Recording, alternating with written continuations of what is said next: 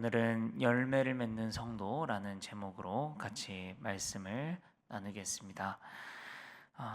성경의 누가복음의 16장에 보면요, 한 부자와 한 거지의 이야기가 있습니다. 부자는 매일 좋은 옷을 입고 자기를 좋은 것으로 치장하고 날마다 호화로움을 즐기며 살았습니다.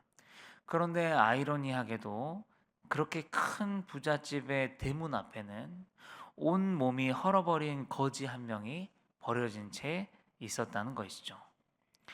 그런데 그 거지의 헐어버린 몸이 얼마나 심했으면 동네의 개들이 와서 그 헌데를 핥을 정도였다고 합니다. 그가 부잣집 앞에 있었던 것은 뭐냐면, 혹 자기를 긍휼히 여겨줘서 자기에게 먹을 것이라도 좀 주고 한 번 씻을 물이라도 내어주지 않을까 해서였죠. 그 부자에게는 분명히 그럴 능력이 있었고, 거지는 살 소망을 바랬던 것입니다. 그러나 부자는 끝내 긍휼을 베풀지 않았습니다. 평생을 자기 위주로 살다가 자기만 잘 먹고 잘 살았던 것이죠. 그렇게 거지도 죽고 부자도 죽었습니다. 그런데 둘이 눈을 뜨게 된 곳은 각자가 너무도 다른 곳이었어요.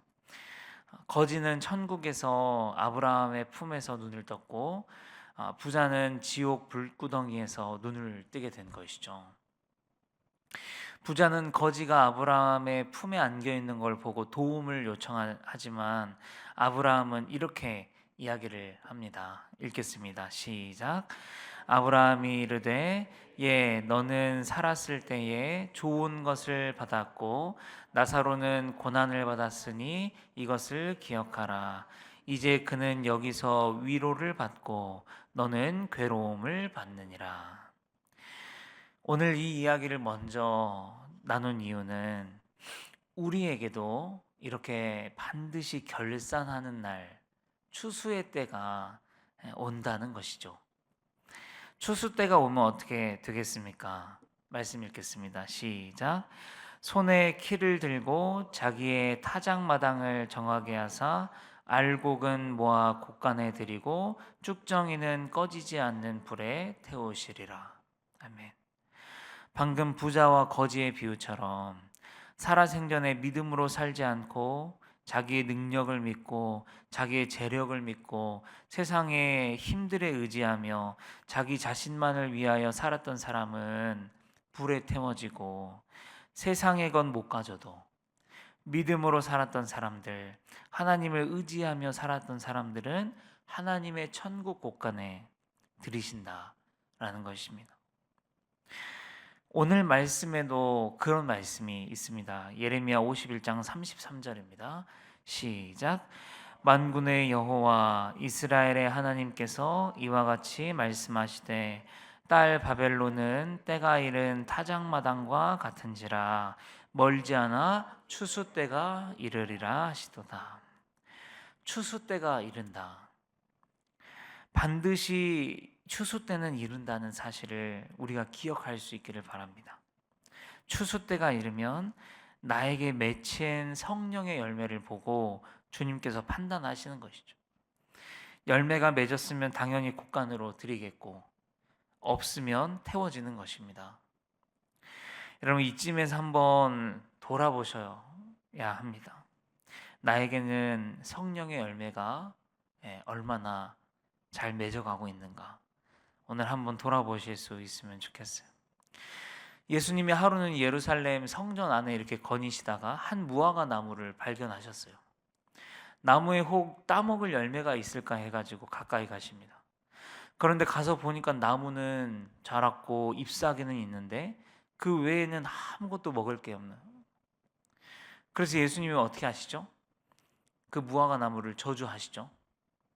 그래서 무화과 나무가 뿌리채 말라버려요. 여러분, 여기 이 대목을 보면서 예수님의 처사가 좀 과격하다고 느껴지는가요? 그런데 의미를 알고 나면 그렇지 않습니다. 뿌리채 말라버린 이 무화과 나무는요, 당시에 열매 맺지 못한 이스라엘 백성들이에요. 당시에 열매 맺지 못한 종교 지도자를 의미합니다. 예수님은 지금 열매 맺지 않는 종교 지도자들의 심판을 말씀하고 계시다는 것이죠. 분명히 씨도 뿌려졌고 나무도 잘 자랐고 잎사귀도 잘 났는데 열매가 없는 것이죠. 사랑하는 성도 여러분, 우리도 마찬가지입니다. 우리의 각자의 마음에 뿌려진 이 복음의 씨앗은 결코 그 품종에는 의심할 여지가 없는 품종이에요. 내가 받은 씨는 좀 어디가 좀 이상한가 봐. 내가 받은 이 품종은 조금 안 좋았나 봐. 여러분, 절대 그렇지 않습니다. 우리 모두 다 예수 그리스도의 피로 말미암은 최상급 씨앗을 받은 사람들이에요. 또한 나무가 세월을 걸쳐서 자라는 것처럼 우리의 신앙의 경력이 잘 자랐잖아요. 10년, 20년, 30년, 40년씩 잘 자랐습니다. 그래서 교회 안에서 직분도 받고 봉사도 하고 막 그렇게 10년, 20년, 30년, 40년이 됐는데 이상하게 열매가 없다는 거예요. 여러분, 이것은요 진짜 이상한 일입니다. 우리에게 생겨서는 안 되는 일이에요. 그래서 우리에게 중요한 것은 뭐냐면 내가 직분이 뭐고 내가 얼마나 오랫동안 봉사를 했고 내가 헌금을 얼마나 했고 얼마나 섬겼느냐가 아니라 내 안에 그만큼 성령의 열매가 맺었느냐, 내 안에 그만큼 성령의 열매가 잘 맺어가고 있느냐. 여러분, 이것을 체크하는 일이 너무나 중요하다는 것이에요. 여러분, 주님이 나중에 결산하실 때 우리의 헌금을 보시겠어요? 우리의 봉사 경력이 얼마나 화려한지를 보시겠어요? 그런 것이 아니고 내가 얼마나 성령의 열매들을 잘 맺어갔는지 그것을 찾아보신다는 것이죠. 성령의 열매는 다들 아시는 것처럼 9가지가 있잖아요. 읽겠습니다. 시작. 오직 성령의 열매는 사랑과 희락과 화평과 오래 참음과 자비와 양선과 충성과 온유와 절제니. 아멘. 이런 열매들이 내 안에 맺어가는 것 때문에 우리가 기뻐하실 수 있어야 합니다. 세상의 것이 나한테 있냐 없냐 이게 아니고 내가 직분이 뭐고 봉사를 얼마나 많이 했냐 아니냐 이게 아니고 내 안에 얼마나 성령의 열매를 맺었느냐요. 여러분, 이것이 정말 중요하다는 것이. 우리가 내 안에 맺은 성령의 열매로 말미암아 만족하고 내 안에 맺은 성령의 열매로 말미암아 기뻐 할 수 있는 우리의 믿음이 되었으면 좋겠습니다. 그런가 하면 또 이 추수 때는 또 이런 때예요. 어떤 때냐면 악인에게는 심판의 때요, 인내로 기다리던 믿음의 성도에게는 결실을 맺는 때입니다. 오늘 말씀 34, 36절 읽겠습니다. 시작.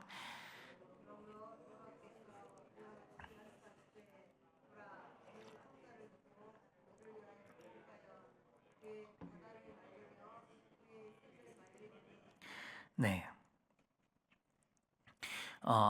악인 바벨론에게는 추수 때가 심판의 날이지만 하나님의 자녀에게는 회복의 날이요, 기도의 결실을 맺는 때입니다. 하나님은 나의 송사를 들으시고 나를 위해서 보복하신대요. 여기 말씀에 보면 그동안 우리 성도님들 크리스천이라는 이유로 어딘가에서 핍박을 받고 고난을 받고 어려움을 다 감수하는 분들도 계시고요.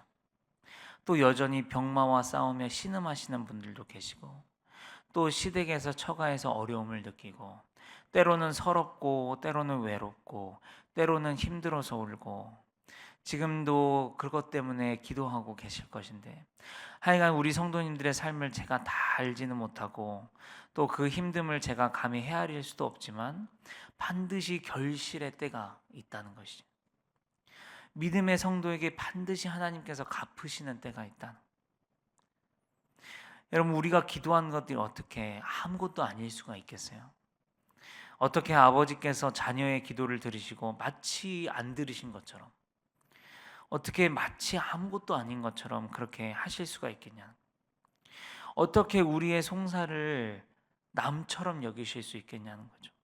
여러분, 내 자녀가 울 때 그것에게 가장 큰 관심을 보이는 사람이 누구겠어요?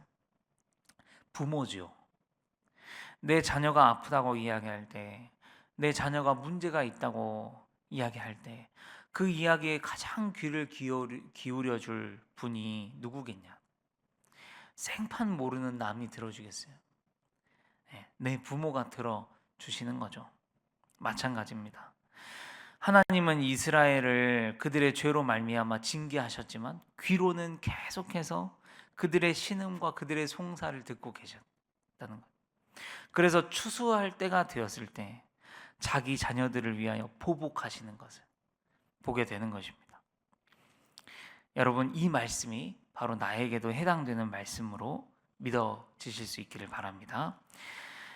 그 결실의 때가 언제일지, 열매가 무엇일지는 잘 모르겠습니다. 무엇으로 어떻게 갚아주실지는 모르겠지만 분명한 것은 반드시 그 때가 온다. 내가 너의 송사를 듣고 너를 위하여 보복할 그때가 반드시 온다. 그리고 반드시 그때가 오면 내가 상상하지 못한 좋은 것으로 갚아주실 것이라는 것입니다. 그러니 지금 당장 내가 원하는 방법으로 기도의 응답이 이루어지지 않더라도 조금 더 멀리 바라보고 조금 더 넓게 우리가 바라봤으면 좋겠습니다. 하나님은 반드시 살아계시고 반드시 우리에게 좋은 것으로 역사해 주실 것입니다. 이것을 믿고 믿음으로 오늘도 기도하실 수 있기를 바랍니다. 이제 마지막입니다. 마지막 41절하고 37절을 같이 볼 건데 먼저 41절 같이 보겠습니다. 시작. 슬프다 새싹이 함락되었도다. 온 세상에 칭찬받는 성읍이 빼앗겼도다. 슬프다 바벨론이 나라들 가운데에 황폐하였도다. 여기서 보면 새싹은 바벨론이에요. 바벨론이 망하기 전에는 뭘 받는 사람? 칭찬을 받는 성읍이요. 그런데 여러분 37절 한번 보실래요? 37절을 보면 이렇게 이야기합니다. 시작. 바벨론이 돌무더기가 되어서 승냥이의 거처와 혐오의 대상과 탄식거리가 되고 주민이 없으리라. 여러분 마지막에 나누고 싶은 거 이겁니다. 지금 계속 추수 때를 이야기하고 있는데 마지막 추수 때에 믿음으로 산 성도님들은 앞에 말씀드렸던 것처럼 갚으심을 받겠지만 반대로 끝까지 돌이키지 않은 이 바벨론, 끝까지 하나님을 의지하고 세상의 재물을 의지하고 내 능력을 믿고 교만하게 살았던 사람들은 혐오의 대상과 탄식거리가 된다는 거죠. 여러분, 하나님을 믿지 않는 사람들도 심판받기 전까지는 온 세상의 칭찬을 받을 수 있습니다. 와, 너 진짜 대단하다. 와, 당신 진짜 멋집니다. 와, 어떻게 그렇게 부자가 되셨습니까? 막 높은 사람한테, 힘 있는 사람한테, 강대국에게 막 굽신굽신하며 막 이빠른 말로 칭찬하는 거는 굳이 말하지 않아도 다 아시잖아요. 그러나 그들이 꼬꾸라지면 어떻게 됩니까? 혐오의 대상과 탄식거리로 바뀌는 건 순식간이라는 거죠. 여러분, 그렇게 칭찬하고 굽실댔던 사람들이 등을 돌리는 건 한순간입니다. 여러분, 이것을 우리에게도 이렇게 한번 적용해 보면 좋을 것 같아요. 우리가 신앙생활하면서 이중생활하다가 끔찍한 창피를 당하는 사람들을 종종 봅니다. 어느 교회에 잘 나가던 목사님, 어느 교회에 잘 나가던 찬양 사역자가 교회에 누구와 어쩌고 저쩌고 그걸 걸려가지고 하루아침에 혐오의 대상과 탄식거리가 되는 걸 종종 본다는 거예요. 여러분, 이분들이 걸리기 전까지는 존경받았고 박수받았고 사랑받았고 총명받았어요. 총망받았어요. 그랬을 겁니다. 그런데 이런 인기는 하루아침에도 돌아설 수 있어요. 인기나 칭찬이 중요한 게 아니고 우리의 신앙생활에 진짜 중요한 건 내가 정말 하나님 안에 거해 있는가? 내가 진짜 성령의 열매를 맺어가고 있는가? 내가 정말 하나님과 깊이 교제를 하고 있는가? 여러분, 이것이 정말 중요하다라는 것이죠. 그러므로 사랑하는 성도 여러분, 우리는 어떤 사람이 되어야 할까요? 당연히 하나님 안에 거하시는 우리 성도님들 되시길 축복합니다. 날마다 하나님과 교제하는 성도님들 되시길 축복하고, 거칠의 신앙생활 그만하고 성령의 열매를 맺어가는 성도님들 되시기를 축복합니다. 처음에 부자와 나사로의 이야기를 했죠. 이 비유에 보면은 부자는 이름이 밝혀지지 않습니다. 그러나 거지는 나사로라는 이름이 밝혀져요. 왜 그럴까요? 왜 부자는 이름이 밝혀지지 않고 거지 나사로만 이름이 밝혀졌을까? 저는 이런 마음이 들었어요. 뭐냐면 부자는 생명책에 이름이 기록되지 못했지만 나사로는 생명책에 기록됐다. 주님이 기억하셨죠. 그 이름을. 부자의 이름은 주님이 기억하시지 않았지만 나사로의 이름을 우리 주님은 기억하신 것이죠. 그러므로 사랑하는 성도 여러분, 우리 모두 나사로처럼 생명책에 이름이 남겨진 사람으로 살아갔으면 좋겠습니다. 하나님께서 기억하시는 사람이 되었으면 좋겠습니다. 기도하겠습니다. 아버지 하나님 감사합니다. 오늘 같이 하나님의 말씀을 나누게 하시니 감사합니다. 하나님, 내가 칭찬을 받다가도 언제든지 혐오의 대상과 탄식거리가 될 수 있음을 보게 하시니 정말 감사합니다. 아버지 하나님, 내 안에 무엇이 중요한지를 돌아보게 하여 주시옵소서. 신앙의 경력이나 봉사의 횟수나 이런 것들을 중요하게 여기지 않게 하여 주시고, 내 안에 성령의 열매가 잘 맺어가고 있는지를 우리가 잘 분별하고 돌아볼 수 있는 우리가 될 수 있도록 아버지 인도하여 주시옵소서. 그래서 하나님께 칭찬받고 하나님께 나의 이름 석자가 기억되는 그런 놀라운 영광을 우리가 안을 수 있도록 아버지 인도하여 주시옵소서. 예수님의 이름으로 감사하며 기도합니다. 아멘.